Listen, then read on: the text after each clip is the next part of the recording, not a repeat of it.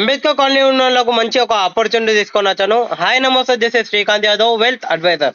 Ambedkar colony ఉన్న west facing 72 square yard 15 years old house తీసుకొని వచ్చానండి. దీని ప్రైస్ చూసుకున్నట్టయితే 26 lakhs అండి, నెగోషియబుల్. ముంగట ఒకటి మంచి వాటర్ ప్లాంట్ కూడా ప్రొవైడ్ చేస్తారు. వాటర్ ప్లాంట్ తో పాటు వీళ్ళు ప్రొవైడ్ చేస్తున్నారండి.